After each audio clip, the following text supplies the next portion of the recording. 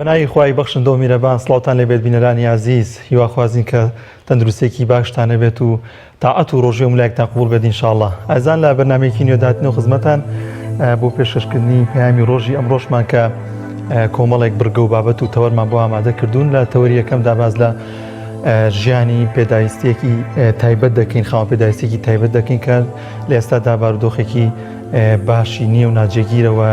بۆ پێکە لە مانگی پیرۆزی ڕەمەزانداین و پێویستی بە هاوکاری هەیە. ئینشاءالله لە تەوەری یەکەمدا باز لەم میوانەمان دەکەین و لە تەوەری دووەمیشماندا باز لەم پێگەی گرنگی قودس دەکەین لای موسڵمانان، بزانین قودس چ گرنگێکی بۆ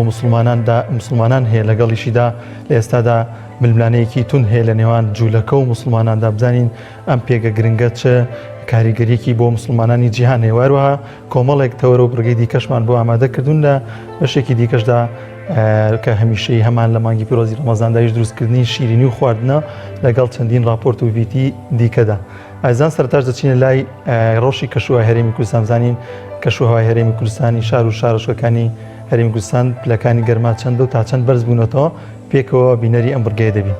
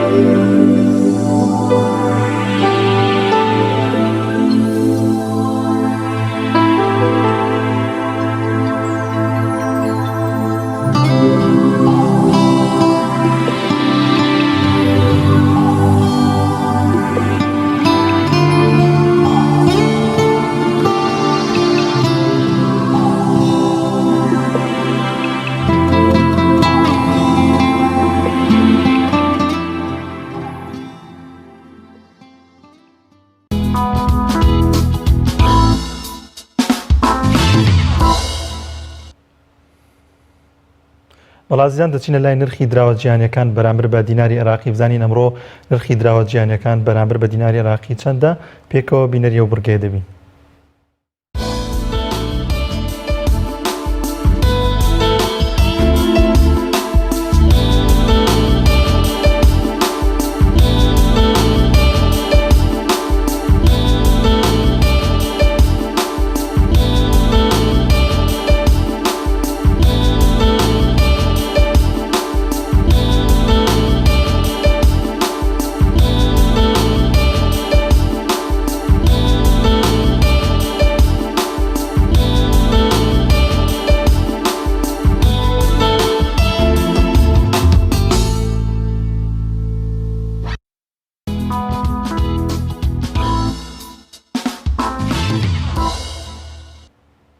بەڵازدان بڕگەیەکی هەمیشەیمانەیە ئەویش یادەوەریە بزانین ئەو ڕووداوە مێژوانەی کە لە ڕۆژێکی وەکو ئەمڕۆدا ڕوویان داوە چین پێکەوە بینەریان دەبین.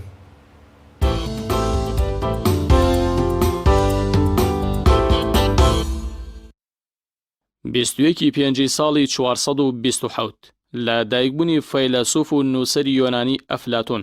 یەکێک لە فەیلسوف و کاریگەر و ناودارەکانی یۆنانی کۆن، بە یەکێک لە داڕێژەران و ئاڕاستەکارانی فەلسەفەی کۆن دادەنرێت. هەروەها بەدامەزرێنەری پەیمانگەی ئەسینات دادەنرێت کە بە یەکەم پەیمانگەی مێژوو دادەنرێت بۆ زانستی جیهانی. ئەفلاتۆن مامۆستای سوقرات و قوتابی ئەرستۆ بووە. نووسین و بەرهەمەکانیشی تا ئێستا کاریگەری و بایەخی خۆیان هەیە. کۆماری ئەفلاتۆن بە گرنگترین دانراوەکانی دادەنرێت و بۆ سەر زمانی کوردیش وەرگێڕدراوە.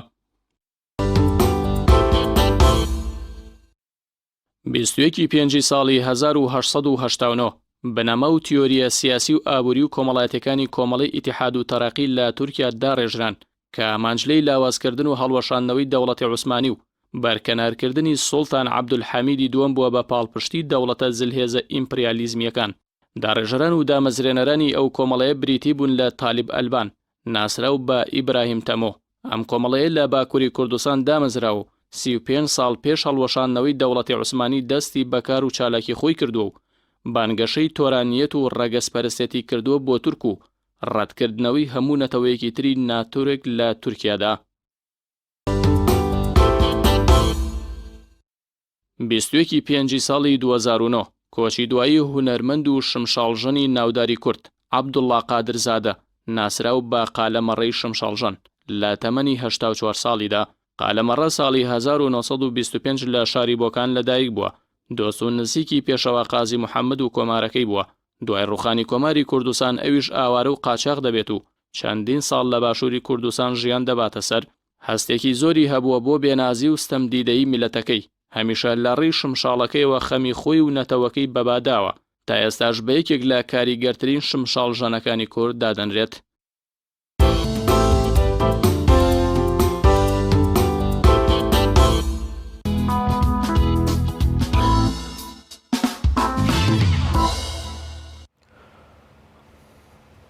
بەڵازیان زۆرن ئەو هەژار و کەم دەرامەتانەی کە دیار نین یاخود تا ئێستا نەخرانەوەتە بەردەم شاشەکان و کە هاوڵاتیان هاوکاریان بن. ئێمە لەم بەرنامەیەدا لەم تەورەیەدا میوانێکمانە دەبێت کە خاوەن پێداویستی تایبەتە باز لە ژیان و گوزەرانی خۆی دەکەین. ئەویش ڕاستەوخۆ کە هاوکارم کاک جەلال لەوێ لە لای میوانەکەیە لە ماڵەکەی دایەتی بۆ پێی کە خاوەن پێداویستی تایبەتە پێدەچێت نەیتوانی بێتە ستۆدیۆ. کاک جەلال سڵاوی خوات لێبێت. دەپرسم کە باز لە ژیانی ئەو خاوەن پێداویستی تایبەتەمان بۆ بکەیت و دێمە لای بەڕێزت.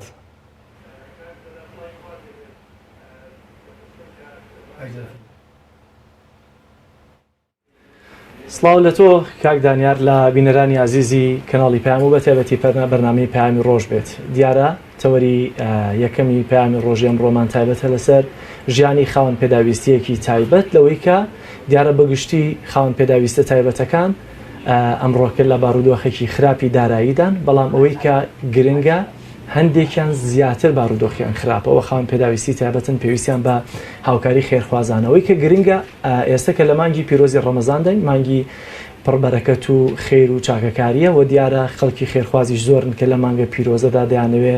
دەستگر و بارەگیری هەندێک خەڵکی فەقیر و هەژار و کەم دەرامەت بن با بیرمانەچێتەوە کە خاوەن پێداویستە تایبەتەکانیش بەشێکن لەو توێژە و پێویستیان بە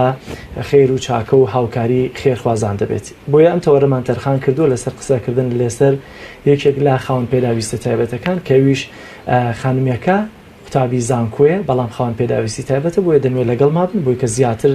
ئاشناتان بکەین بە ژیانیان و بە تایبەتی خێرخوازانیش با بینەر بن بۆی کە گەر بتوانن لەم مانگە پیرۆزەدا خێرەکانیان دوو هێندەتر بکەن سەدقات بکەن بۆی کە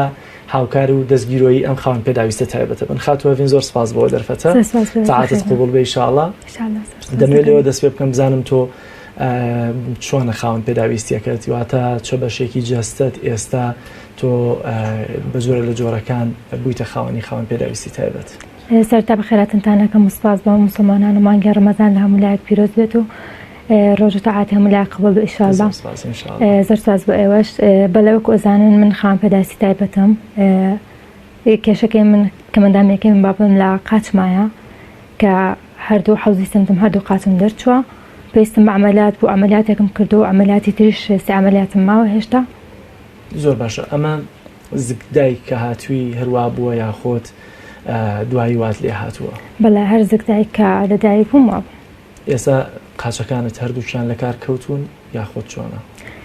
ئەگەر بەهاتە پێش عەمەلیاتی ئەوەی یەکەم کە کردم کە ئەمما پێشوو بە هۆی ئازارێکی زۆرە چوومە خەستخانە لای دکتۆر وتی ئەبێت عەمەلیات بکەیت چونکە لە قاچەکە بیت بەڵێ عەمەلیاتێکم کردووە عەمەلیاتی تریشم کردووە لەبەری ئازارم زۆرە کە ئازارم نەبووە هیچ پێویستم بەوە نەبوو عەمەلیات بکەم قاچێکی تریانت واتە ئێستا بە کاملی لە دەست داوە بەڵێ ئێستا تەنها قاچێکت کار دەکاویش پێویستی بە نەشتەرگەری زیاترە بەڵێ ئێستا پێویستت بەچی هەیە لەسەرەوەی کە ئەو قاچەشت کەماوە لە دەستی نەدەیت خۆی ئینسان هەموو کاتێک مەعارەزی ئەوەیە کە شتێکی لێ بەسەر بیاکەم ئەندام بێت بەڵام من کە لە سەرەتاوە بم لە مناڵیەوە با بڵێن بۆ من قورس بوو تاکو بتوانم مەسە قاچەکانی خۆم بەسم بە تایبەتی بۆ ئافرەتێک کە بتوانێت خوێندن تاواکە و تێکەڵی کۆمەلگا و خەڵک ببێت بەڵام لە ئێستا کە پێویستم بە عەمەلیات هەیە پێویستەکە بیکەم بە پلاتین جونگەی قاچم بۆ من زۆر قورسە کە بتوانم ئەوە بکەم بەڵام مەجبورم بیکەم چونکە شتەکەی من ناچاریە بۆ ئەوە نایکەم بۆ جوانکاری بێت یاخود بۆ ئەوەی کە باش ببم ڕاستە باش ئەبی بەڵام من بۆ ئازار ئەوەی کەم چونکە ئازارم زۆرە ئەمە لەو ئازارە نەجاتم بێت واتە ئێستا قاچێکت لە دەستداوە بەڵام ناتێت قاچی دووەمیشت لە دەست بدەیت هەردووک ئەبێ بە پلاتین هەردوو شێو کاتە بێتە پلاتین زۆر باشم لە قۆناغی چەندی زانکۆیت قۆناغی مەرحەلە سێم ساڵێکی شەڵ ئاخر ساڵی کۆلێژ نەبێت ئینشاءالله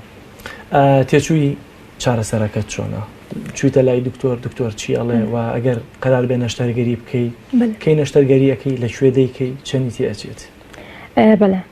قەرارە ئەم مانگی حوتە دوای ئیمتیحانەکانم لەبەرەوەی من تەلەبەم فێ خوێندنەکەشم بکەوم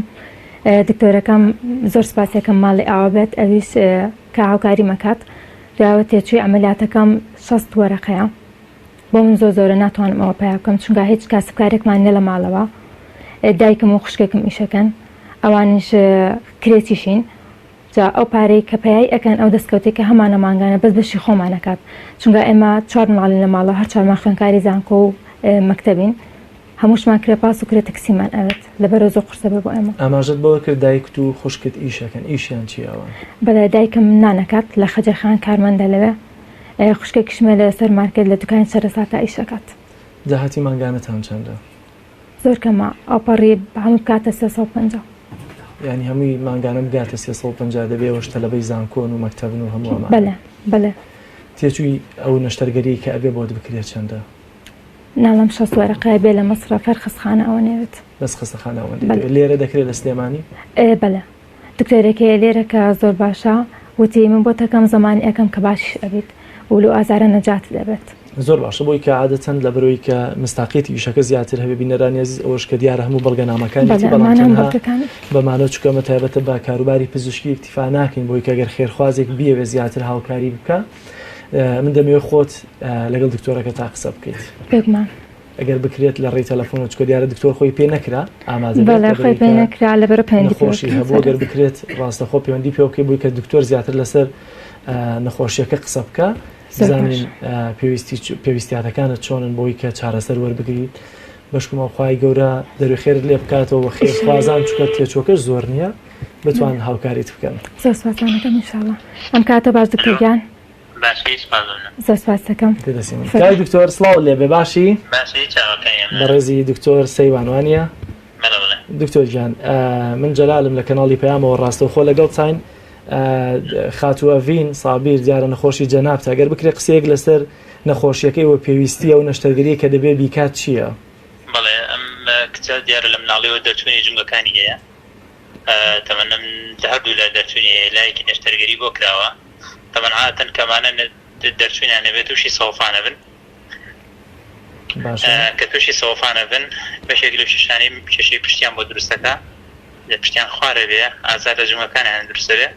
تەمەن کەمە هات بە لای من بەڕاستی پشتی زۆر خوار بوو سلایەکم بۆ عملیات کردو ئێستا باشە یعنی تا ڕادی پشتی ڕێکبووەوە بەڵام لایەکەی تریش چونکە قاچێکی لە قاچێکی درێژترە هەپە و لایەشی چکە لەوەی ئازاری هەیە ئەبێ ئەو درێژ بوونەوە و کوربوونەوەشی بۆ چاو بکرێتەوە بە نەشتەرگەری دکتۆر ئەگەر بێت و نەشتەرگەری نەکا زیانی دیکەی لێ دەدات؟ بەڵێ پشتی خوارە بێ و کاتا و کۆشۆن خوار بوو اینجا بە لایەکەی ترا خوارە بێ کە و کاتەش خوار بوو ئەبێ کێشێکێکی بۆ دروستەکە فقراتی خوار بێ عملیاتی گەوری بۆ فقرات شێ بێت کەواتە تێچووی ئەم نەشتەرگەریە چەندە دکتۆر ئەوەندەی کە بزانین لە سلێمانی دەکرێەوە سەرکەوتنەکەی ڕێژەکەی بەرزە؟ بەڵێ نەشتەرگەریە ئەوەی کە چەند دکتۆرێک کەمی لە سلێمانیەکی ڕێژەی سەرکەوتنەکەی لەسەر و لە ستانەوەتەوەیە و عادەتەن بۆ خەڵکێکی ئەمەعاتەن و نەشەرگەری خەکی نرخی تێچوونەکەی چکە ماوەتی تایبەتی جیاوازت نەشەرگەری گۆڕنێکی جونگای ئاسایی لەسەر و 60 وەرەقەوە ئەوێت توانین بڵێن دەوری 60 بۆ لەسەر و 60 وەرەقەوە بە ئەنجامدانی نەشتەرگەریەکە توانین بڵێن قاچەکانی بۆ گەڕێنینەوە؟ بەڵێ واتە زەمانەتیەوە دەکرێەوە و کاتە توانین قاچش گەڕانەوەی قاچش بۆ ئافرەتێک گرنگە بەدڵنیەوە زۆر باشە دکتۆر گیان لە کاتم گرتی زۆر سپاس دەکەم دەستەکانت خۆش بێ خوا لەگەڵ بێت گیان خوا لەگەڵ بێ خوا لەگەڵ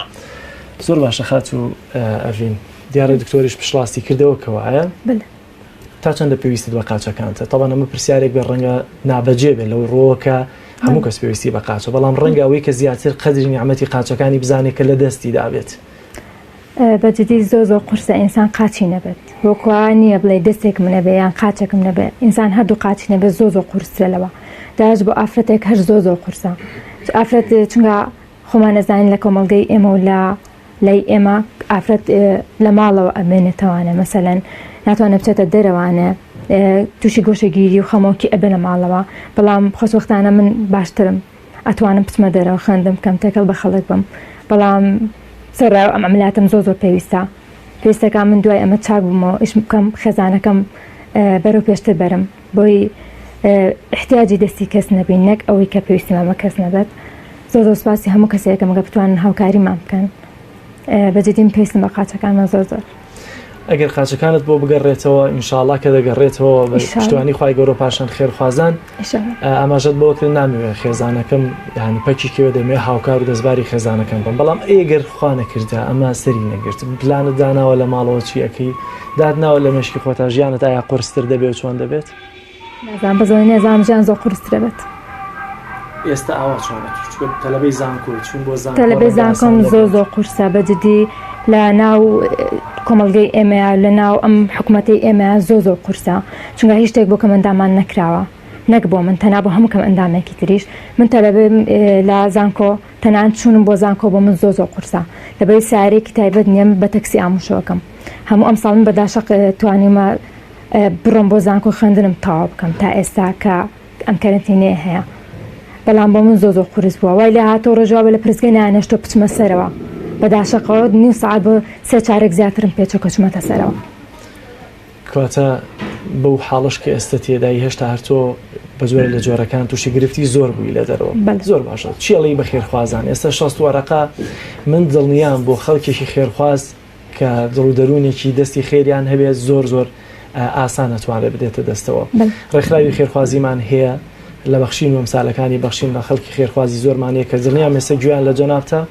چیت هەیە بۆیان چیان پێدەڵێ لەوەی کە لەم مانگە پیرۆزدە لەم مانگە پڕبەرەکەتەیە هاوکار و دەستبارت بن بۆی کە تۆش جارێکی قاچەکانت بۆ بگەڕێتەوە زۆر سپاسی هەموو مسلمانێکم لە مانگە ڕەمەزانەیە سپاسی هەرەمیانەکەم هیوادارم هەر تاکێکیان بتوانن یارمەتێکم بن زۆر پێویستم بەوەیە من ئەگە پێویستم نەبووە کەسانی زۆر لە من زیاتر هەیە کە پێویستیان پێی بێت زۆر سپاسی هەرەمیانەکەم لە مانگە ڕەمەزان و مبارەکەیە بتوانن یارمەتیم بن تا بتوانم سەقاچەکانی خۆم بوەستم قاچت بۆ گەڕایەوە ئینشاءڵڵا ئینشاءڵڵا چ ئامانجێکت هەیە ئەم لە درێژەی خوێندنەکەتە ئەم لە کار و پلانتە ئەمە درێژە بە خوێندنم ئەم ئینشاءڵڵا داوا منیش وەکو هەر تاکێکی تر بتوانم هاوکاری هەموو مسلمانێک بکەم هەموو خاوەنپێداسێکی تایبەت چونکە من ئێستا خۆم پێویستم پێێتی ئەزانم کە هەر کەم ئەندامێکی تریش هەموو خاوەنپێداستێک تایبەت وەکو من پێویستیان بەوەیە ڕێکخراوە کەمەندامیەکان چۆن هاوکارتانن چیتان بۆکەن چیان بۆ کردوون من تاسایی چم بۆ نەکراوە لە کۆمەڵی ڕۆژەوە نەبێ کە پەیوەندیم پێ و کردوون ئەوان بتوان یارمەتیم بن ئەگینا لە هیچ ڕێکخرا و شتێکیرەوە هیچ سودێکم پێ نەگەیشتەوە سەبان ئێمەش کۆمەڵی ڕۆژ بۆ هۆکاریەوەی کە داوای لە ئێمە کردووەوەی کە لەگەڵ جەناب چاوپێکەوتنێ بکەین و باز لە ژیان و گوزەرانی تۆ بکەین تا و کاتێ بەشکم خۆی گەورە دەروێکی خێرە لێ بکاتەوە پێیانتان چییە بۆ حکوومەت هێرێمی کوردستان لەکەیەوە موچەت وەرنەگرتووە موچەکەت چییە و هەمیشە کەمەندامان کە ڕخنە لە حکوومەت هێرێمی کوردستان دەگرن لەوەی ئاوەڕیان لێ نادەنەوە بەڕاستی وایە دۆخی کەمەندام چۆمان ئێمە چینێکی ئێمە چینی کەمەندام دایمە لە دواوە بوون لای حکوومەت هیچ کاتە لە پێشەوە نەبووین هیچ شتێکی باشمان بۆ نەکراوە تەنها موچەکەی زۆ درەنگ دێت لە جاتی لەسەری مانگا بکەم پێویستمان پێێتی لە 15 بۆ 20 مانگ دێت معاش ئەو کاتەش فریان ناکەی بچی کاتێک زین سەری مانگە دیسانەوە موچە دوو ئەکەوێتەوانە ئەمانە هەموو بۆ ئێمە کێشێ بەڕاستی موچێکە مندامیت چەندە بەشی ژیانەتەکە 150,000 بەداخەوە نەخێر ئەتوان بڵم نەخێر چونکە من خوێنکارم هەر کرێت تەکسی کە ئەیەم زۆرە بووم داوە خوێنکار خۆتانزان دایمە پێویستی بەشتەیە پێویستی بە ئەوەیە کە زیاتری پێبێنە کەمتر بۆ ئێمە زۆر قورس ئێمە هەمووشمە خوێنکارین لە ماڵە لە دەمێت لەسەرەوە بوەستم کە دایک و خوشکت کار دەکەن بۆی کە بژێوی ژیانی ماڵەوە پیدا بکەن و خۆشتان کرێچین داهاتەکەشیان زۆر کەمە بەچی ئەژین بە 350,000 داهاتی مانگانە ژیان زۆر ئەستە مەگەر کرێچیش بیت کەواتە چۆن ژیان تی ئاپەڕێنن زۆر قورسە بەڵام لەگەڵەوەشە ناچارە سەقاچەکان خۆمان بوەستین چونکە حکوومەتێک کە ئاوڕێ لێ نەیاتەوانێ ناشکرێت هەموو کاتێک ئێمە داوا لە خەڵک بکەین پێویستەکە ئیشکەی من خۆم پێشەوەی کە چوومەتە شوێن ئیش بکەم ڕەت کراوەمەتەوە لەبەری کە مندامم لەبەری نەمتوانی ئیشکەم چاوەڕێکی دوای زانکۆ دابمەزرێت ئینشاءڵڵا ئەگەر حکوومەت بێڵێت ئەگەر حکوومەت دەرفەتان مافی یاسایی خۆتان 105تان دەبێت لە تایناتەکان و دامەزرانەکان خاوەن پێداویستە تایبەتەکان بن زۆر باشە میخەن قسەی کەوتووە لەماوە ئەگەر خۆت پەیامێک تەیە بۆ خێرخوازان بۆی کە خوای گەورە دەرویش خێر لێ بکاتەوە بە هۆکاری ئەوانەوە کە هاوکارت بن دەستبارت بن بۆی کە ئەم نەشتەرگەریە ئەنجام بدەیت و پێیەکانت بۆ بگەڕێتەوە چیان پێڵیت پەیامە چی هەیە ڕاهاتونەتە ئێرە لەم بەرنامە جوانەتان توانیم من پەیامی خۆم بگەێنم سپاس بە مسلمانەکە بتوانێت هاوکاریم کات تەنان ئەگە بە 250 بێ بۆ من زۆرە بێت چونکە تێچووی ئەمەلیاتەکەم زۆرە خۆم ناتوان بە تاقتێنێ ئەوە بکەم ئەگەر هاوکاری هەتاکەکەم لەگەڵا بێ بۆ من ئاسانترە بێت زۆر باشە بینەرانی عزیز دیارەمە ژیان یەکێک لە خاوەن پێداویستە تایبەتەکان بوو کە لە ئێستادا وەک ئاماژەمان پێکرد پێویستی بە نەشتەرگەریەکە بۆی کە قاچەکانی بۆ بگەڕێتەوە لە وەک دکتۆرەکەشی پزیشکە بە ڕێزەکەشی ئاماژەی پێکرد سەر و 6 وەرەقەیەکی پێویستە بۆیە واتە 6,000 دلار بۆیە پێویستی بە هاوکاری و دەستگیرۆی ئێوەی خێرخواز دەبێت بە تایبەتی لە مانگە پیرۆز و پڕبەرەکەتەدا دەرفەتێکە بۆی کە خێر و چاکەکانی خۆتان دەهێندە لێ بکەن بۆیە ئەتوانن ئێوە پەیوەندیمان پێوە بکەن و ئێمە چاوەڕێ دەکەین لەوەی کە خەڵکی خێرخواز یاخود دەستگای خێرخواز یاخود تەنانەت دەستگای خێرخوازی بەخشین پشتیوانی خۆی بۆ ئەم خاتونە دەرببڕێت و هاوکاریان من بۆی کە قاچەکانی بۆ بگەڕێتەوە و لەم گرفتە دەربازی ببێت. زۆر سپاس بۆ بینەریتان دەگەڕێمەوە بۆ ناو ستۆدیۆ بەلای هاوکارم کاک دانیار.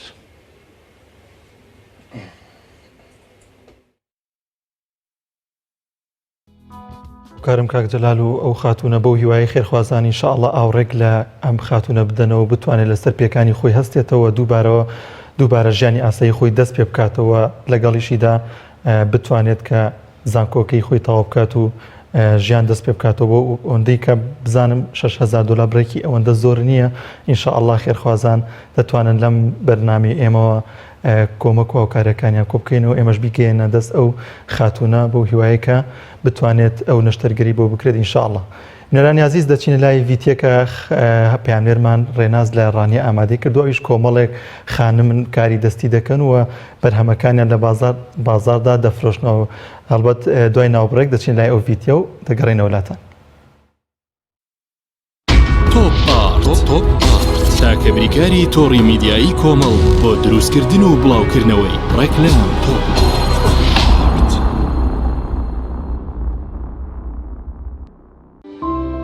سۆزی دایک بەهێزمان دەکات. دوای پێکەنین و گریان شیری ئەپتلۆن ئارامبەخشە. بۆ ئەوەی منداڵەکەت لە شولارێکی تەندروست و بەهێزی هەبێت، شیری ئەپتلۆنی هۆڵندی بەکاربێنە. شیری ئەپتیلۆن لە تەمەنی 1 ڕۆژی تاوەکو 3 ساڵی بەکاردێت. ئێستا توانە و هزر و داهاتووی منداڵەکەت زامن بکە لەگەڵ شیری ئەپتلۆنی هۆڵندی. شیری ئەپتیلۆن ڕاستەوخۆ لە هۆڵندا بۆ کوردستان دێت. ئەپتیلۆن باشترین شیری سەردەم.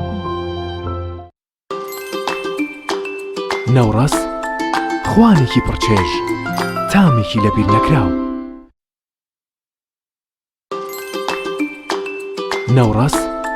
خوانێکی پڕچێژ،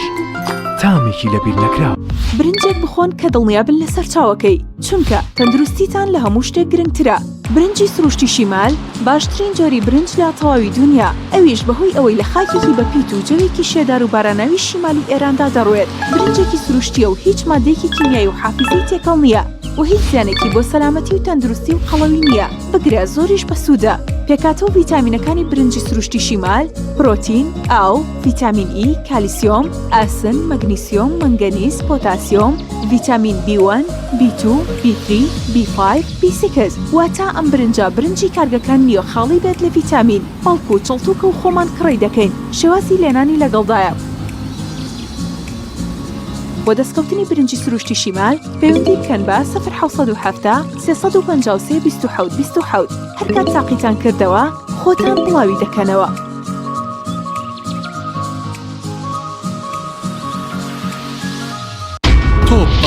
تۆپ تاکە بریکاری تۆڕی میدیایی کۆمەڵ بۆ دروستکردن و بڵاوکردنەوەی ڕێکلام تۆپ.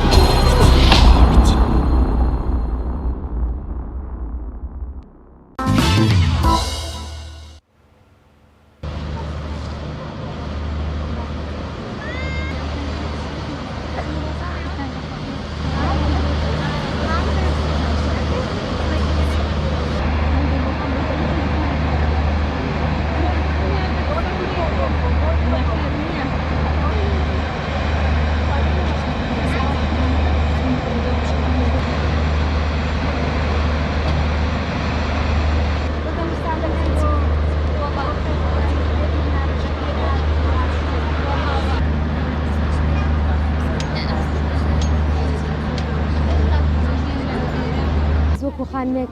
بەشداریم کردووە لە گروپی دەزڕەنگینی خانمانی پشدەر. ئامانجمان لەکردنەوەی ئەم جۆرە پێشەنگایانە ناساندنی کولتوری کوردی و هەندێک کولتوری سەردەمی ئێستا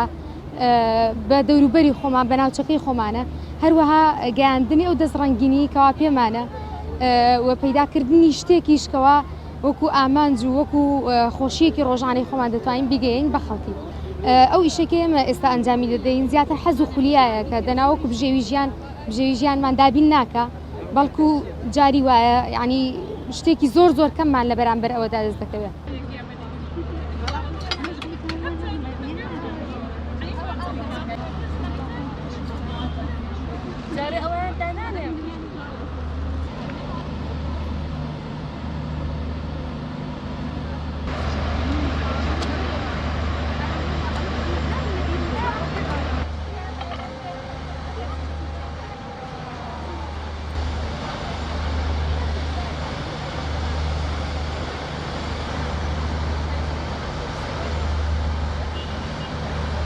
ئامانجی ئێمە لەکردنەوەی ئەو پێشەنگای ئەو خانمانەی کە لە ماڵ و کارەکانیان دەکەین بتوانین لە ڕێگەی ئەم پێشەنگایەوە بینە دەرەوە کارەکانی خۆمان عرضکەین و بتوانین زیاتر بە بازاڕیان بکەین و بیان فرۆشین و لە ڕێگەیەوە داهاتێکی بۆ خۆمان بەدەست بهێن و هەروەها بۆ سوودێکیش بۆ خەڵکی شارەکەمان کە بتوان بە ئاسانترین ڕێگا ئەو پێداویستیانە و کە ئەو کەلوپەلانی دەستیانی کە دەیان هەیە بەدەستی بهێنن. ئامانجمان پیشانداری کارە دەستیەکانمانە وێشنەوەی جلی فۆکلۆری کوردی ئەکسواراتی فۆکلۆری کوردی بۆی خانمانی تازە پێکەشوش ببینن و بزان کە خانمی کورچی بەکارێناوە و چی پێویستەیەکیە بۆ لایکۆندا هەروەها بازارکردنی ئەو کارانەشە کە دروستمان کردووەکو ئابوووریەکی سەربەخۆ بۆ خانمان بۆ خانمانەی کە تازە هاتوو ناویشەکەوە یا خانمانەی کە کارێکی زۆریان کردو دیانێ بە بازاری بکەن.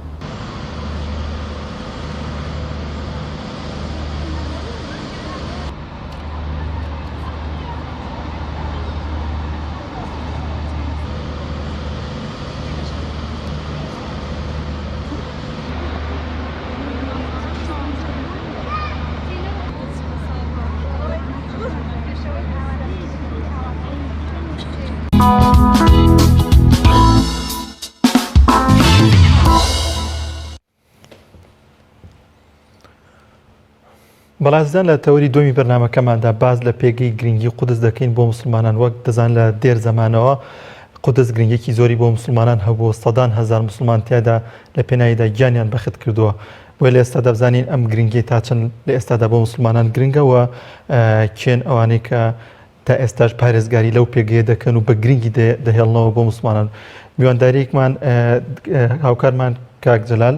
چاوپێکوتنێکی لەگەڵ کۆنسوڵی سەرکۆنسوڵی ئێراندا لە سلێمانی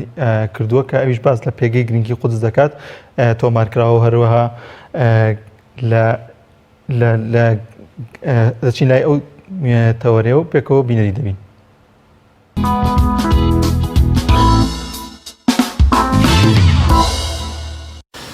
بینەرانی عزیز سڵاوی خی پەروەردگارتان لێبێت نوێژ و تاعات و عیبادەتی هەموو لای قبول بێت. دیارە کۆتا هەینی مانگی پیرۆزی ڕەمەزان بە تایبەتی لای کۆماری ئیسلامی ئێران بە ڕۆژی جیهانی قودس ناسراوە بەڵام کە جمهوری ئیسلامی ئێران دەیەوێت ئەم ڕۆژە وەکو ڕۆژی جیهانی قودس بناسیێنێت هێشتا نازانین ئایا بە ڕسمیدان بەمەدانراوە یاخۆت نا بەڵام بۆچی کۆماری ئیسلامی ئێران هێندە گرنگی بە قودس دەدات و پێگەی قودس بەگشتی لای مسلمانانی جیهان چەندە جێگەی بایەخ و گرنگی خۆی هەیە. بۆ قسەکردن لەسەر ئەم بابەتە میوانداری زۆر بەڕێز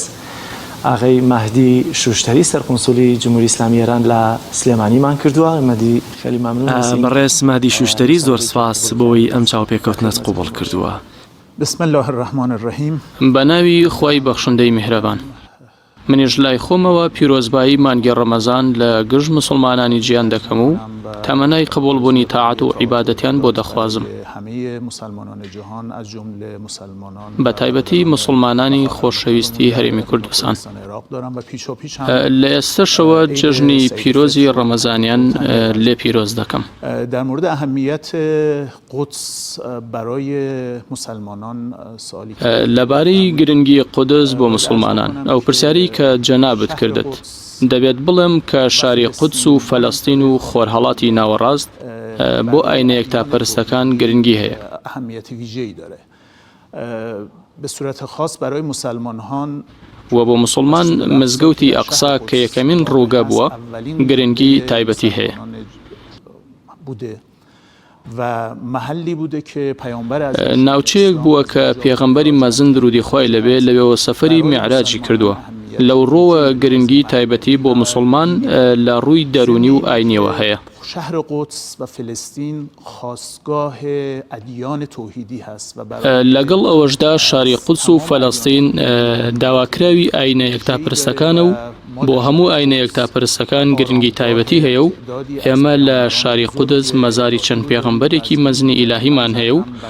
لەو ڕۆژەوە بۆ هەموو ئاینە یەکتاپەرستەکان بە تایبەت مسلمانان گرنگی زۆر تایبەتی هەیە و شاری قودس و فەلەستین وەک شوێنی پیرۆز بۆ مسلمان ئەژمار دەکرێت. کۆماری ئیسلامی ئێران بۆچی ئەوەندە گرنگە بەلایەوە دەیەوێت ڕۆژێک بە ناوی ڕۆژی جیهانی قودس ناو بنێت؟ ناونانی ڕۆژی جیهانی قودس لە کۆتایی هەینی مانگی پیرۆزی ڕەمەزان لەلایەن بەڕێز ئیمام خومەینی بنیادنەری کۆماری ئیسلامی دانرا. بەڵام ئەم ڕۆژە وەک جەنابیان فەرموویان ڕێبەری کۆماری ئیسلامی ئێران بەڕێز ئیمامی خومەینی کە چەندین جار ڕایگەیاندووە کە ئەم ڕۆژە نەتایبەتە بە ئێرانە و نە بە فەلەستینەوە. ئەم ڕۆژە ڕۆژێکە ڕۆژی ئیسلام ڕۆژێکە هی هەموو مسلمانان و تەنانەت لەمە زیاترتان پێ بڵم کە ڕۆژی قودس نەک تەنها مسلمانەکان بەڵکو تەواوی بانگەشەکارانی ئازادی و ستەم لێکراوانی جیهان بەرزڕای دەگرن و ئاهەنگ و مەراسیمی تایبەتی بۆ ساز دەکەن و ساڵ بە ساڵ ئەو مەراسیمەش بە شێوازی گەورەتر بەڕێوە دەچێت. بۆچی کۆتا هێنی مانگی پیرۆزی ڕەمەزان؟ اون سالی که حضرت امام خمینی رحمت الله علیه اعلام کردند ئەو ساڵی کە ڕێزدار ئیمام خومینی ڕەحمەتی خوای لێبەد ڕایگەیاند بارودۆخێکی تایبەت لە ئارادا بوو. یەکەم ئەوەی کە بە بینەرانی ئازیز بڵێم کە لە سەرەتای جوڵانەوەی ئیمام خومینی لە ساڵی 1342 هەتاوی یاخود بڵێن 1974 زاینی کە جوڵانەوەی شۆڕشی ئیسلامی و جوڵانەوەی ئیمام خومینی دەستی پێکرد. ایشون در تمام موضعگیری‌هاشون و بیاناتشون در مورد جەنابیان لە تەواوی هەڵوێست و بەیاننامەکانیدا لەبارەی گرنگی فەلەستین و قودس و ئیشارەکردن بە مەترسی ئیسرائیل بۆ هەموو مسلمانان لە ناوچەکەدا جەنابیان بەیاننامە و هەڵوێستی زۆریان هەیە. دەست بەجێ دوای سەرکەوتنی شۆڕشی ئیسلامی ئێران لە کوردمەودایەکدا کە 6 مانگ بوو واتە لە یەکەمین مانگی پیرۆزی ڕەمەزانی دوای سەرکەوتنی شۆڕش جەنابیان کۆتا هەینی وەک ڕۆژی جیهانی قودس ڕاگەیاند. اهمیتش از این منظر بود که چند ماه قبل از گرنگیەکەی لەو ڕۆوە بوو کە چەند مانگێک لە دوای ئەو ڕووداوە ئەو ناولێنانە ئێمە بینەری واژۆی ڕێکەوتنی سازش لە نێوان وڵاتی میسر و ڕژێمی زایۆنی بووین. ناوچەکە و فەلەستین و مەوزوعی فەلەستین وەخت بوو بە ئاڕاستی لەبیرکردن دەچوو. جنایات اسرائیل اضافه شده بود. تاوانەکانی ئیسرائیل زیادی کردبوو هێرشەکانی تەنانەت گەشتنە وڵاتی لوبنان و ڕێزدار ئیمام خومینی بەو لێهاتوو دووربینەی کە هەیان بوو بە ناونانی کۆتای هەینی ڕەمەزان وەک ڕۆژی جیهانی قودس ڕایگەیاند کە هەموو مسلمانانی جیهان دەبێت بە ئاگابن لەسەر ئەو خیانەتایی خەریکە ڕوودەدات کە وەختە دۆسەی فەلەستین خەریکە لەبیر دەکرێت و بسڕێتەوە.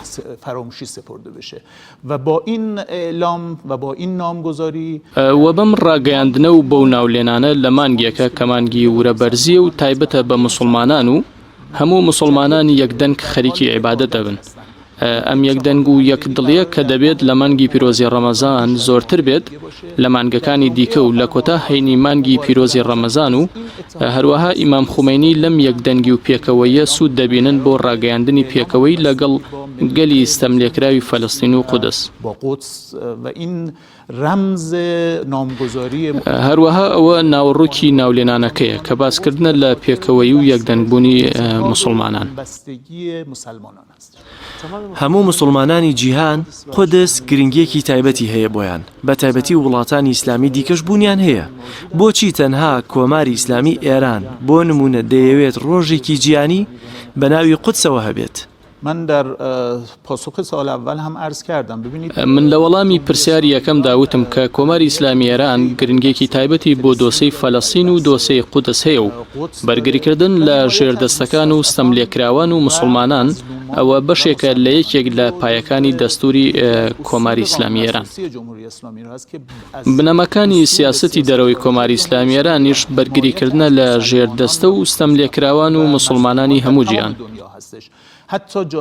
تەنانەت ئەو شوێنانەی کە ئێمە ستەملێکراوێک دەبینین کە مسلمانیش نییە بەڵام هەر هاوکاری دەبین. هەروەک ئاماژەم پێکرد ڕۆژی قودس ئیدی تایبەت نییە بە ئێرانەوە. ڕۆژی قودس تایبەتە بە هەموو مسلمانان و لەم ڕۆژەدا هەموو مسلمانان و بگرە لە دەروی جیهانی ئیسلامی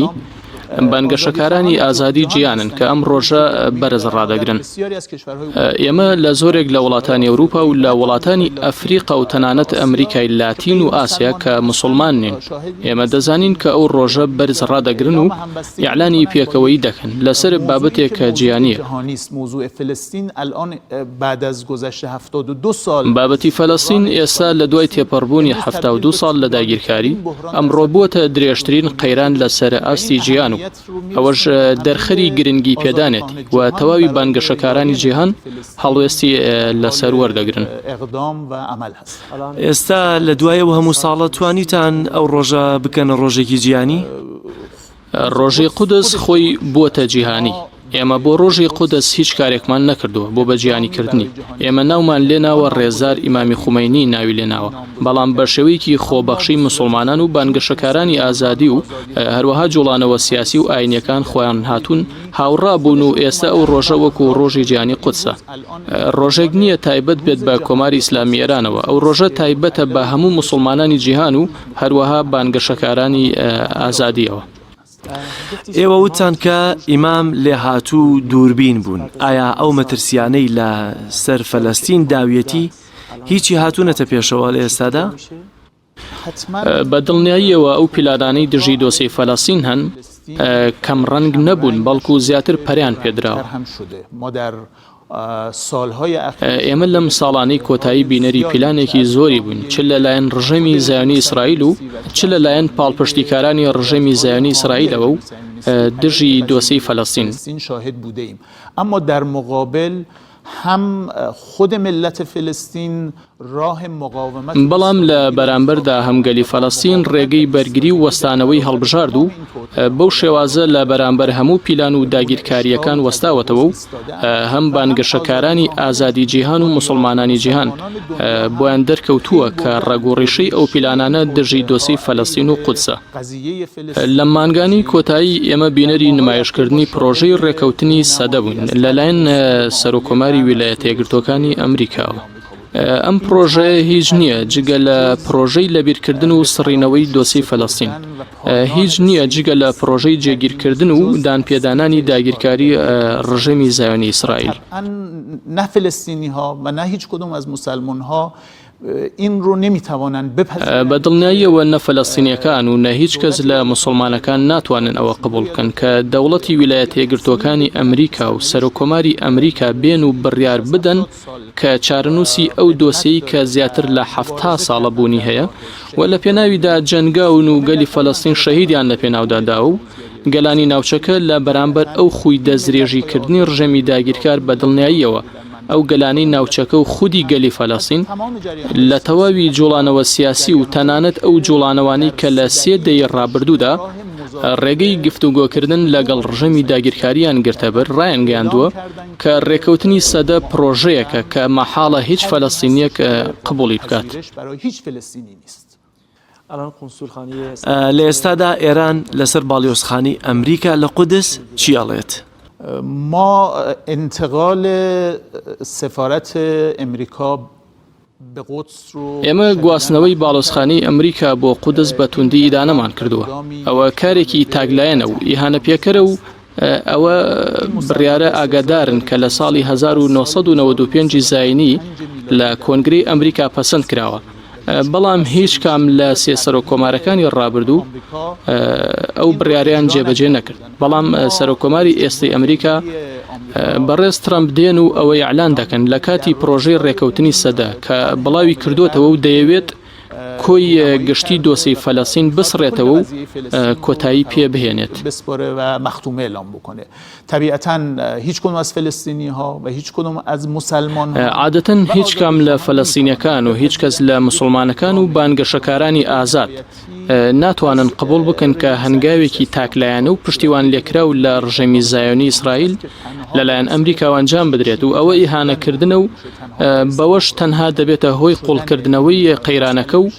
بە هیچ شێوازێک لەلایەن هیچ وڵاتێکی ئیسلامیەوە قبول نەکراوە و بە شێواز یەکدەنگ ئیدانەکرا. به صورت یکپارچه این رو محکوم کرد. بپرسم آیا پیامدهای انتقال سفارت ئەمریکا به قدس و معاهده بپرسم ئایا گواستنەوەی باڵیۆزخانەی ئەمریکا بۆ قودس و ڕێکەوتنی سەدا چه گرنگیەکی هەیە لەوەی گەنجان بە ئاگا و هوشیار بن و کاردانەوەیان هەبێ بە تایبەتی وڵاتانی ئیسلامیش؟ بڕوانە پێویستی بە هۆشیارکردنەوە هەیە ئەگەر بەشێک لە کۆمەڵگەی وڵاتانی مسلمان بەرامبەر پرسی فەلەستین و مەترسیەکانی سەر ئەم پرسە هۆشیاری کەمیان هەیە بە دڵنیاییەوە دەبێت ئەو هۆشیاریە نخبەی وڵاتانی ئیسلامی و ڕۆشنبیران و حیزبە ئیسلامیەکان و حیزبە سیاسیەکان کە پرسی فەلەستین وەکو پرسێکی جیهانی ئیسلامی دەزانن.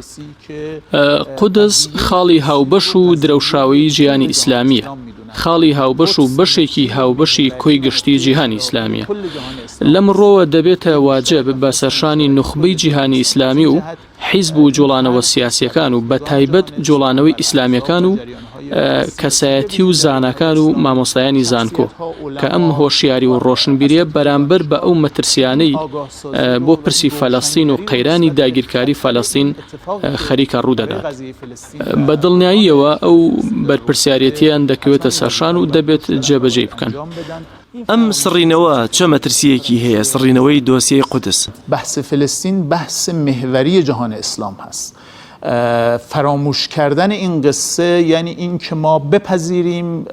یک رژیمی که به صورت جعلی نامشروع و طی یک توطئه بابەتی فەلەستین خاڵی کۆکەرەوەی مسلمانانی جیهانیە. سڕینەوەی ئەم بابەتە واتە ئێمە دەبێت قبوڵی بکەین کە ڕژێمێک بە شێوازێکی ناشەرعی و ساختە بە پیلانێکی زایۆنیزمی داگیرکار لەدەی چلی سەدەی ڕابردوو لە ناوچەکە لە ناودڵی جیهانی ئیسلامدا کە ڕژێمێکی ساختەیان دروست کردووە قبوڵی بکەین کە جێگیر بکرێت و شەرعەتی پێ بدرێت و عادەتەن لەسەر بنەمای فکری زایۆنیزم ڕژێمی زایۆنی بە بەشێکی بچووک لە ناوچەکە ڕازی نابێت. دروشمی ناوداری لە نیلەوە بۆ فڕاتیان هەیە گەرچی لە ئەنجامی بەرگری کە گەنجانی ئەو ناوچێ و فەلەستین و گەنجانی وڵاتانی دیکەی ئیسلامی هەیەن بووە لە ساڵانی ڕابردوو بینیمان کە لەو دروشم و ئامانجانی کە هەیەن بووە پاشەکشەیان کردووە. نمونونەکانی وەک پاشەکشەکردنیان لە جنوبی لوبناان وەک پاشەکشەیان لە کەناراوەکانی غەزە و دروستکردنی ڕاگری جیاکەرەوە و لە کەناراوەکانی خۆرئاوە. ڕژەمی زایۆنی هیچ مەرز و سنوورێکی بۆ خۆی دانانێت بەڵام ناچار بووە لە بەرامبەر بەرەی بەرگریکردن دابێت و ئەو ڕاگرانە دروست بکات. ئەمانە بەرهەمی ئەو بەرگری و وەستانەوەیە بەڵام ئەو مەترسی هەیە کە ئەگەر جیهانی ئیسلامی هۆشیار نەبن و ئەو گرێ شێرپەنجەیەش جێگیر بکرێت لە ناوچەکەدا. بەدڵنیاییەوە دروشم و ئامانجەکانیان ئەوان بە شوێن ئەوەوان بگەن پێیان کە هەر ئەوەش لە بابەتی فەلەستین ڕوویداوە. سیرکەن لە ساڵی 1940 لە بڕیاری جێگیرکراوی دابشکردنی 181 سەدا 44 خاکی مێژووی فەلەستین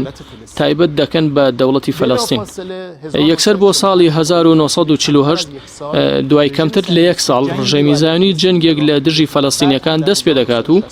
دوای ساڵی 1967 بەشی فەلەستینیەکان لە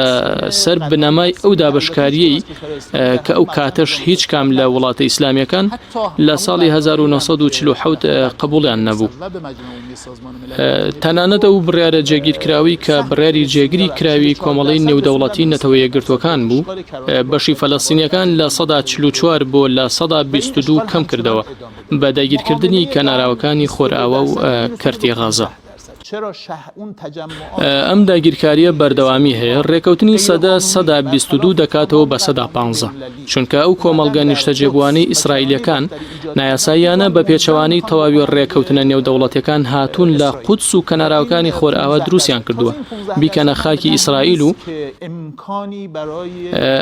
ئەو 115ش بە شێوازێک نییە کە بتوانرێت دەوڵەتێک بۆ ناوی فەلەستین پێک بێنرێت چونکە ئەوانە کانتۆنی دوور لە یەکن و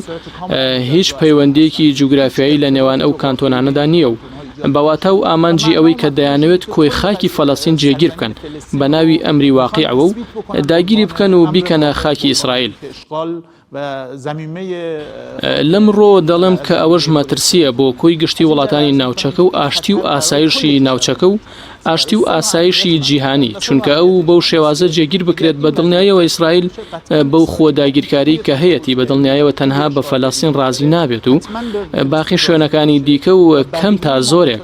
شەڕەکانی ساڵەکانی 1967 و 1973 کە دژی وڵاتانی ناوچەکە بوو دژی میسر و ئەردەن و سووریا بوو.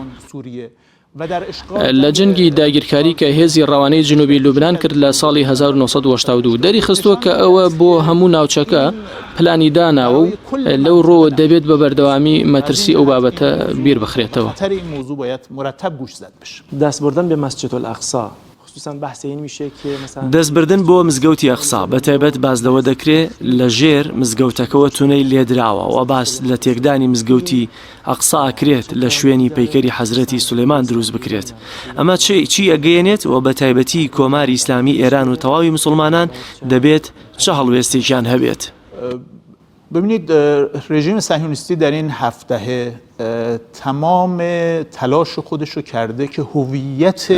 بڕوانە ڕژەمی زایانی لەم حەودەیەدا هەموو هەوڵێکی داوە کە ناسنامی قودس و شوێنە پیرۆزانی لەو شارن بگرێت بە پێچەوانەی هەموو شتانی کە بانگەشەی بۆ دەکرێت. ئێرە و ناوچەکە و شارەکە و ئەو شوێنە پیرۆزانە تایبەتن بە هەرسێ ئاینی یەکتاپەرستی بە مسلمانەکان و یەهودیەکان و بە مەسیحیەکان. بەڵام ئەوی کە ئیسرائیل بۆی دەگەڕێت جێگیرکردنی ناسنامەی ئەو شارەی و شوێنە پیرۆزیەکانە بۆ یەهودیەکان و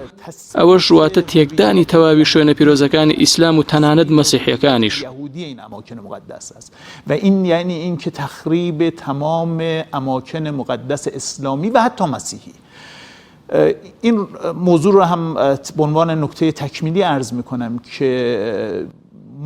و ئەمەش وەکو بابەتێکی پشتڕاستکەرەوە دەڵێم کە ئێمە وەکو کۆماری ئیسلامی ئێران و مسلمانان لە نێوان زایۆنیزم و ئاینی یەهودیەکان و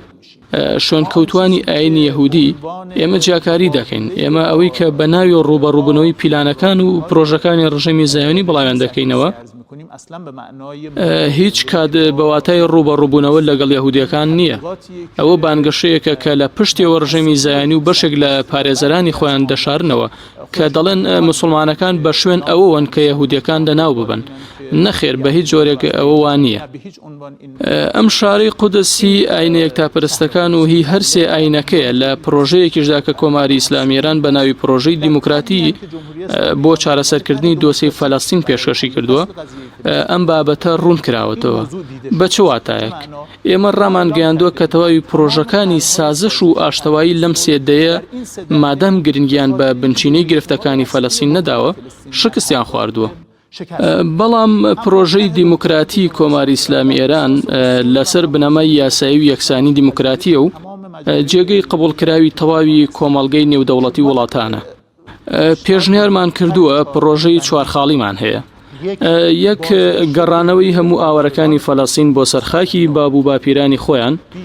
زیاتر لە 5 میلیۆن ئاوارەی فەلەستینی لە ئێسادا لە وڵاتە جیاوازەکانن. ئەمە دەبێت ڕێگەی گەڕانەوە بۆ ماڵ و حاڵی خۆیان پێ بدرێتەوە. بند دوم طرح جمهوری اسلامی ایران این هست. خاڵی دومی پرۆژەی کۆماری ئیسلامی ئێران ئەوەیە کە ئێمە ڕامان گەیاندووە ئەبێ ڕاپرسیەکی گشتی لە فەلەستین ئەنجام درێ بە بەشداری پێکردنی هەموو خەڵکی ڕەسەنی خاکی فەلەستین لە مسلمان و مەسیحی و یەهودیەکان. نیشتەجێ بۆ ڕەسەنەکان نەک خەڵکانێک کە بە درێژایی ئەم پیلانەدا ڕێژراوە لە تەواوی وڵاتانی جیانە و گوازراونەتەوە بۆ خاکی فەلەستین.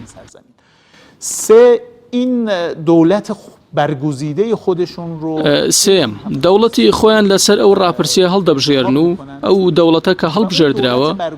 خەڵوی ڕەسەنی ناوچەکەیە لەباری دانیشتوانی دیکەی فەلەستین بڕیار دەدات کە ئایا ئەوان دەتوانن لە ژێرسای ئەو دەوڵەتە دیموکراتی کە پێکهێنراوە لەسەر ئەنجامی ڕاپرسیەکە و دانیشتوانی ڕەسەنی خاکی فەلەستین دەنگیانداوە دەتوانن بمێننەوە یاخود نا دەبێت لە چوارچێوەی میکانیزمێک بڕیارێکیان بۆ دەربکرێت. ئەم پرۆژەی کۆماری ئیسلامی ئێرانە کە چەند ساڵێکە خراوەتە ڕوو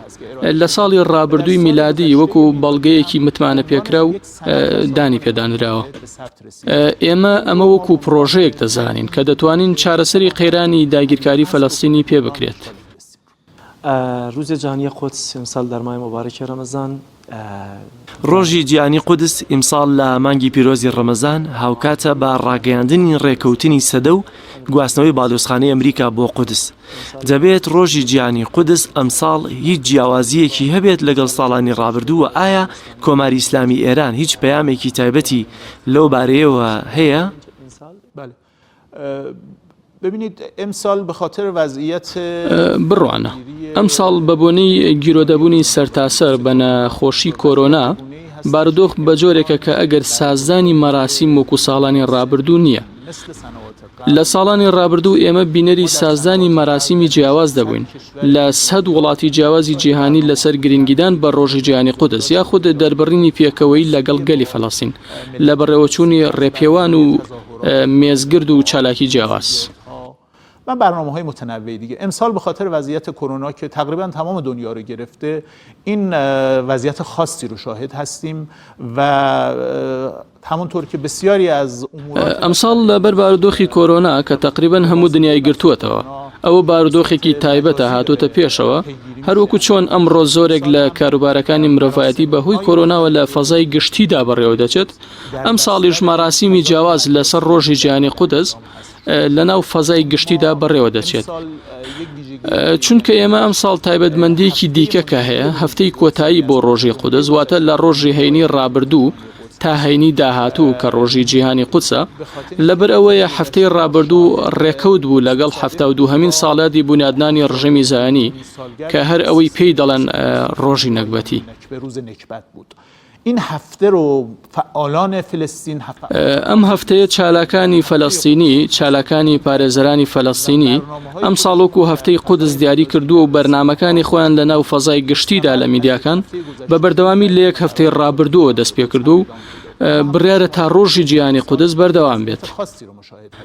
بەڵام وەگیەوە ئاماژەتان پێدا ئەم ساڵ بارودۆخێکی تایبەت هاتوۆتە ئاراوە ئەم ساڵ ڕێکەوتنی سەدە ڕاگەندراوە کە هەروەکو باسم کرد ئامانجیانەوەیە کە دۆسەی فەلەستین بە یەکجاری بسڕنەوە واتە بە یەکجاری لە ناوی ببات. باڵۆزخانی ئەمریکا گوازراوەتەوە بۆ قودس کە بەڕاستی کارێکی زۆر ئیهانە پێکەر و تاکڕەوانە بوو هەروەها نایاسایی و ئیدانە کراوە. و اقدامات رژیم صهیونیستی هم مستمر ادامه دارد. مامەڵەکانی ڕژەمی زایانی بەردەوامیان هەیە دژی خەڵکی فەلەستین کەرتی غەزەب بەردەوام لە ژێر گەمارۆدایە ساڵانێکە خەڵکی ستەملێکراوی فەلەستین منداڵ و ژنان و بەتەمەنەکان لە ژێر گەماروی توندان ئەوەش ئەم ساڵ بارودۆخێکی تایبەتی هێناوەتە ئاراوە و ئەم پیلانە گەورەیە کە لە ئارادایە بۆ ئەم بابەتە گرنگی ڕۆژی جیهانی قودس ئەم ساڵ دەردەخات دەبێت ڕاگەیاندنی موسڵمانەکان و خەڵکانی هەڵبژێردراوی جیهانی ئیسلامی و زانەکان ئەم ساڵ بەهێزتر لە ساڵانی ڕابردوو لە ڕەتکردنەوەی پیلانی کۆتایی هێنان بە دۆسەی فەلەستین بن و ڕاگەیاندنی پێکەوەی دڵدانەوە لەگەڵ خەڵکی ستەملێکراوی فەلەستین ئەم ساڵ دەبێت بێتە دی و بە دڵنیاییەوە ئەوە لە تایبەتمەندیەکانی ڕۆژی جیهانی قودسە. زۆر سپاس بەڕێز شوشتەری. میێرانی عەزیز ئەوەی کە بینیتان دیارە چاوپێکوتن بوو لەگەڵ سەرخۆنسۆلی جمهوری ئیسلامی ئێران لە سلێمانی وە دیارە بابەتی سەرکیشمان لەسەر قودس بوو. زۆر سپاس بۆ بینەریتان ماڵتانەوە.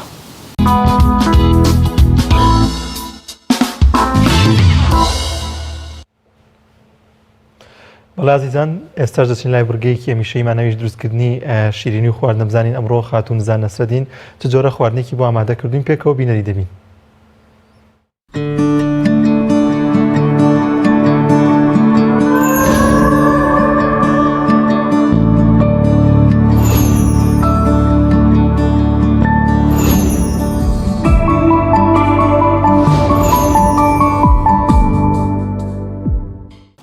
هەمیشە بە ناوی خوای گەورە و میهرەبان منزار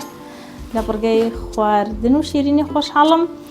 لەم ئێوارەیشە هاتمەوە خزمەتان بۆ پێشکەشتنی جۆرێکی تر لە خواردن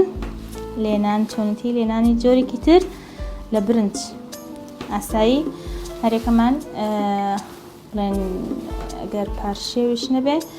ئێواران هەر برنجێک لێنین جا باشترە برنجەکە هەر تەنها سادە نەبێ یعنی برنجێکی سادە بێ و با گۆشتیشی تیانە بێ بە سەوزەوات ئامادە بکەین. منەم ئێوارە ئامادەکردنی برنج بە گێزەر بە گێزەر ئامادە ئەەکەم هیوادارم سوودێکی هەبێ ئەوش بتوانن دروستکەنەوە لەبەرەوەی تامەبوونی زۆر خۆشە ڕەنگێکی جوانیشی هەیە. عادەتەن من پێم خۆشە لە ئەو برنجانی کە بۆ نمونە ئاوا گێزەر یاخود پاقلە یانە هەشتێک بەکارهێنم هین هەبێ ینی پیاز هەبێ پیازەکەیش ئاوا بەدەست زۆرتر ئەیا بەدەستەوە ورد دەکرێت بەس پیازێکی زۆر ئیزعاج و نەتوون پیازێکی بچووکم پێویستە ئەو برنجەی من 3 پەرداخ برنجە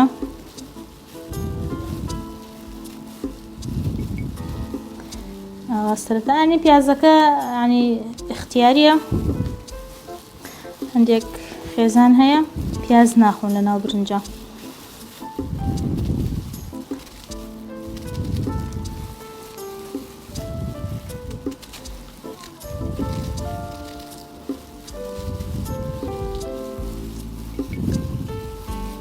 پیاز سوودی زۆرە پێویستە لە هەموو ماڵەکان هەبێ بەس پیاسی ئیسعاجنە ئەوەندە تون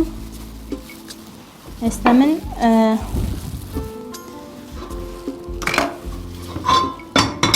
منجەڵک دێنم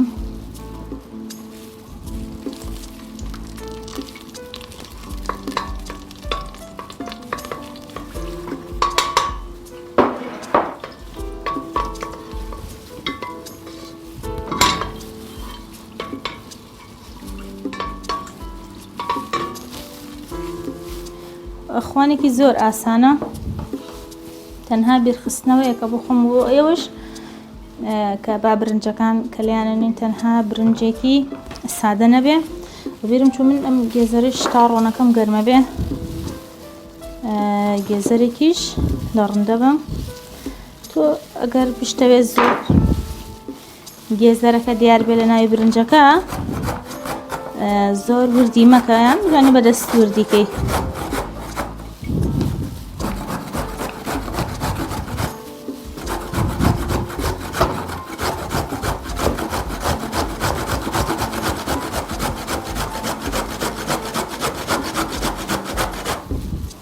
زۆربەی داکان کێشەی ئەوشمان هەیە لەگەڵ مناڵەکانمان کە ئانی نایەنە سەر سفرە نان ناخۆن ئاوا ئەتوانین خواردنەکان ڕەنگاوڕەنکەین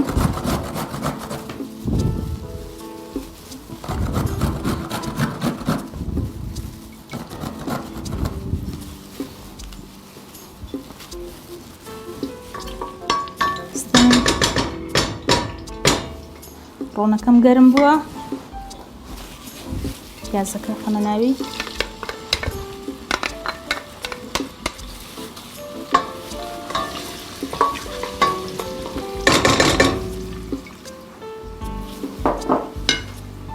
گێزەرێکی کێشم هەر پێویستە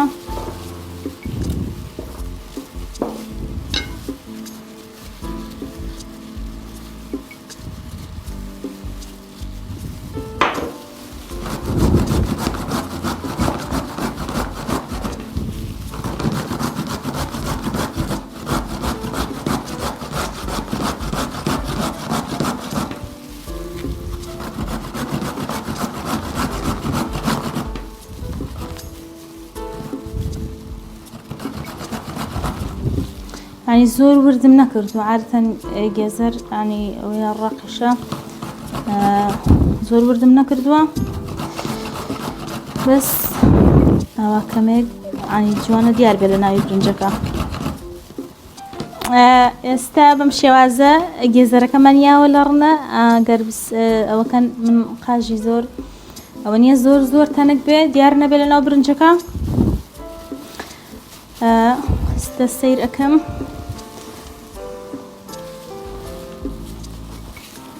پیازەکەم کەمێک زەرد بووە لەبەر ئەوەی هەبێرم نەچێ خوێت یەکەم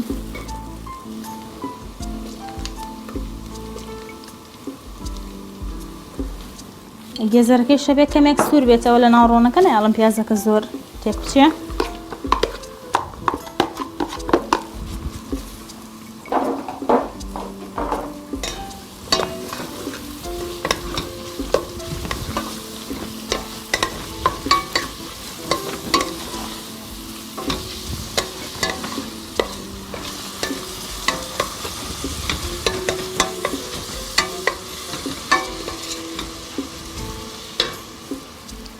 جوان گێزارەکەی شم تێکەڵی پیاز زۆر ڕۆن و خوێکە کردووە شێق تۆس ینی ئەویش ڕەنگی بگۆڕێ برنجەکە من پێشتر شۆردومەتەوە لە ناو ئاوی گەرمم کردووە لە تکەنۆکی تایە ئەویش بە حەزی خۆت کە کەمێکەوە بوو گێزەر و پیازەکە تۆزەک ڕەنگیەکیان گرت برنجەکەش ئەەکەمە ناویانی برنجەکەش لەگەڵی سوور ئەەکەمەوە پاشان ئاوی گەرم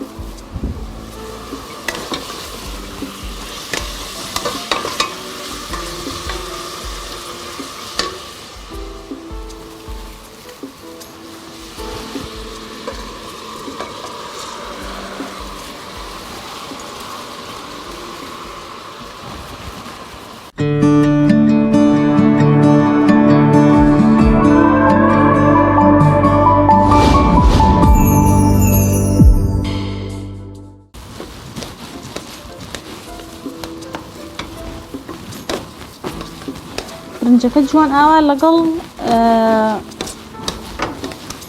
گێزەر و پیازەکە جوان ئاوا تێکەڵ ئەەکەین ئەمش تۆزێک هەواوەکو ئەوەی سوور بێتەوە لە ناوێ ڕەنگێکی زۆر جوانی هەیەیانی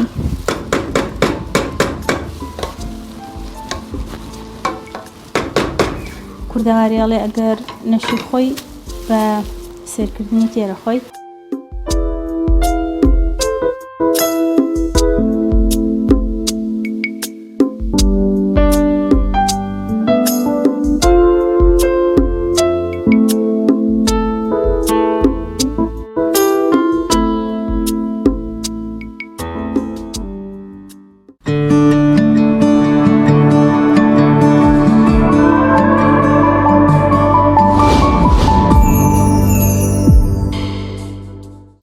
بەڵێ بینەرانی خۆشەویست ئێستش بەم شێوەیە ئامادەکردنی برنجەکەمان بە گێزەر ئامادە بووە برنجەکەمان کوڵاوە جوان دەمی کێشاوە برنجێکی ڕەنگ پرتەقاڵی کاڵ گێزەرەکەی جوان لە ناوی دیارە بۆن و بەرامی زۆر خۆشە بە ئێوە ناخۆش من ئامادەم کردووە لەگەڵ سنگی مریشکە بەو شێوازەدام ناوە ئەتوانی لەگەڵ شلەی فاسۆلیا شلەی بامی و گۆشت پێشکەشکەی هیوادارم سووتان لێبینی بێ ئێوەش بتوان پێشکەشی خانەوادە و خێزانەکانتانی بکەن وەڵە خۆشەویستان بەم شێوەیە هاتینە کۆتایی خوانی ئەم ڕۆژمان تا ئەڵقەیەکی تر بە خوای گەورە و میهرەبانتان ئەسپێرم خواتان لەگەڵ ماڵتان ئاوا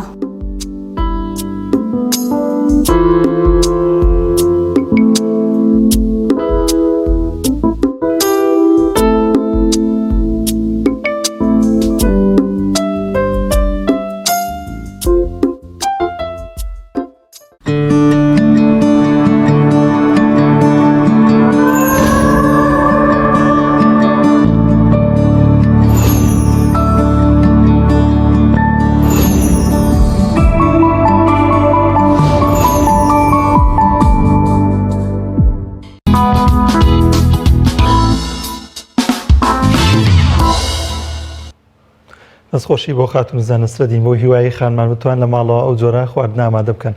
بەڵازدان ڕاستەخۆ دەچینە سەی سادق بزانین ڕەوشی ژیانی سەی سادق چۆنە هاوڵاتیان چۆن خۆیان ئامادە دەکەن بۆ ڕۆژانی جەژن دەچین لای پێامنێرمان سوێ محەممەد سوێ سڵی خوارد لێبێت زانیاریەکان لای تۆ چین هاوڵاتیان چۆن خۆیان ئامادە دەکەن بۆ ڕۆژانی جەژن.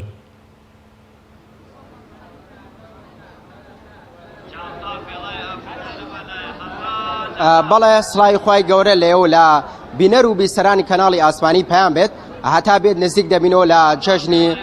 ڕەمەزانی پیرۆز هاوڵاتیانی قەزای سەی سادق بە گەرمگۆڕیەوە پێشوازی دەکەن لە جەژنی ڕەمەزان هاوڵاتیان ئێستا من ئێرە کە ئێستا ڕاستەخۆم تێدا کردووە ئێرە مزگەوتی گەورەی قەزای سەی سادقە یەکێکە لە شوێنە دیارەکانی قەزای سەی سادق وەک دەبین لە پشتمەوە هاوڵاتیەکی ئێجگار زۆری تێدایە ئامادەکاری دەکەن بۆ مانگی پیرۆزی ڕەمەزان ئەمە لە کاتێکدایە دوێنێ قایمقامی قەزای سەی سادق بەیانامەیەکی بڵاو کردەوە تێدا ئاماژەی بەوە داوە هەتاکو سێم جەژنی ڕەمەزان قەدەغەی هاتوشوێ لە نێوان قەزاکان بۆ بینی پارێزگاکان و هەروە ئاماژەی بۆ داوای لە هاوڵاتیان کردووە کە پاپەندی ڕێنمایە تەندروستیەکان بن هەتا دەتوانن لە ماڵەکانیان نەچنە دەرەوە. من ئێستا هاوڵاتیەکم لەگەڵدای ڕاستەخۆ دەمەوێت سڵاو لێ بێم کاتۆ باش ئامادەکاریەکان چییە یعنی بۆ مانگی جەژنی پیرۆزی ڕەمەزان؟ سەرەتا سوپاس بۆ ئێوە وەڵا لەخوا بە زیابی ئامادەکاریەکان هەتاکو سێ بەڕشەیەکی باش بەڕێوەچە و ئەم موچەیەش کە هاتووە تا ڕادەیەک باری ئاوەری خەڵک لە جەژنا بەرەو باشترە چێ و هیوادان ئینشاءڵڵا دوای ڕەمەزان هەر خۆشیەکان بەردەوا بن و ئەم مەوزوعی کۆرەنەوەشتەش بەرەو کۆتایی بچێت. باشە ئەوە ڕاگەنراوە هەتاکو سێم ڕۆژی جەژنی ڕەمەزان قەدەغی هاتوچۆیە ئەمە کاریگەری هەبووە لەسەرەوەی کە ئێوە نێن بۆ بازاڕ پێداویستەکانی جەژن بکڕن بە ڕادێکی کەمتر لە ئێستا ئەو کاریگەریە نییە بەتاقیید بە ڕادێکی کەم. بەگشتی بژەوی هاوڵاتیان چۆنە لە ئێستادا؟ لە ئێستادا بە حکمی ئەو ماوەی کە موچە دواکەوت بە تاکید بژێوی هاوڵاتیان وەکو لە ئاسی پێویستان نەبوو تا ڕادەیەکی زۆر باری ئابووری هاوڵاتیان بەرەو لاوازی دەچوو بەڵام ئەم موچەیە هاتا ڕادەیەک هاوسەنگی لە وەزعەکە دروست کردو و ئینشاءڵڵا دوای ڕەمەزان شەر بە هەمان شێوە بەردەوام بێت. و بەڵێ زۆر سواس بۆتە من ئەگەرم هاوڵاتیە زۆر باشە وەگە بینن ئێرە مزگەوتی گەورەی قەزای سەی سادقا هاوڵاتیەکی ئەجگار زۆر هاتوون بۆ کڕینی پێداویستەکان ئەمە لە کاتێکە کە هەتاکو سێم ڕۆژی جەژنی ڕەمەزان قەدەغی هاتوشوێ من هاوڵاتیەکم لەگەڵای ڕاستەخۆ هاوڵاتیان بە حکمەوەی بەڕۆژوو زۆر سوێ محەممەد لە قەزای سەی سادقە و لەگەڵمان نابوو سپاس بۆ زانیارەکان. ئازان دەچینە لای راپۆرتێکە لە چمچەماڵ باز لە پێدانی مۆڵەت بە قورئان خوێندن دەکات پێکەوە بینەری و راپۆرتە دەبین.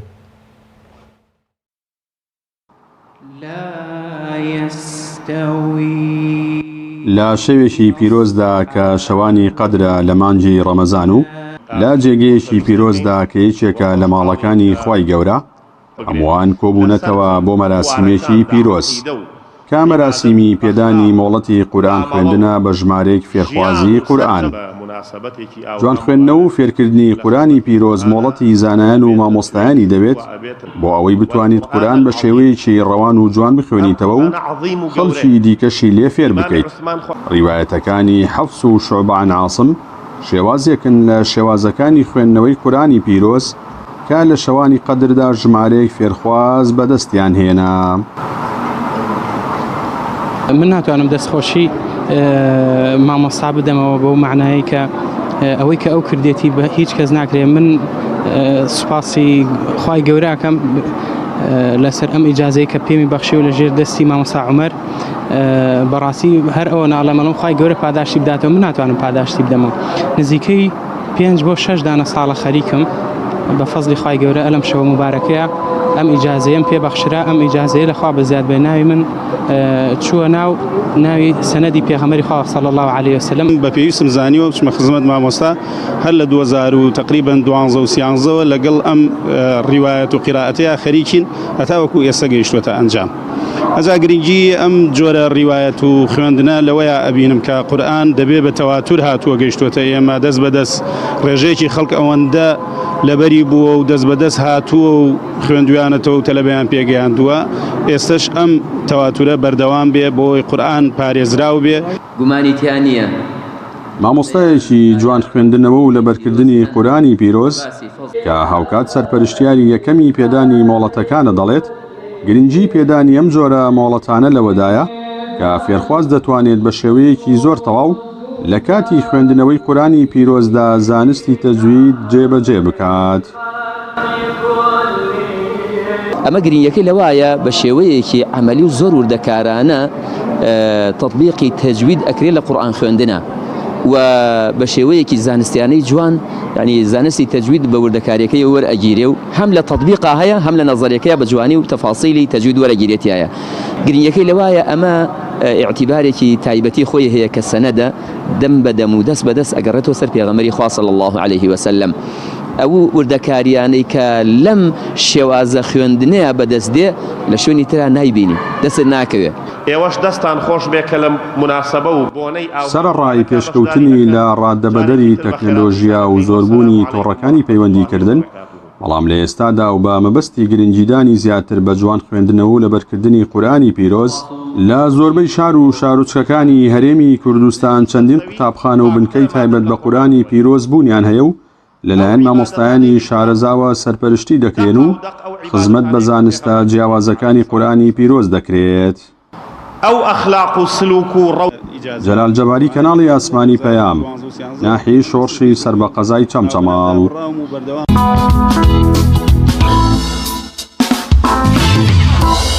بە یارمەتی ئەوکاران بەرنامەی ڕۆژمان پێشکەشکردن هیواخوازین کە سەرجەم بڕگە و بابەتەکانی جێگەی سوود و ڕەزامەندی ئێوە ئازیز بێت تا بەرنامەیەکی دیکە بەخواتان دەستپێرین خواتان لەگەڵ.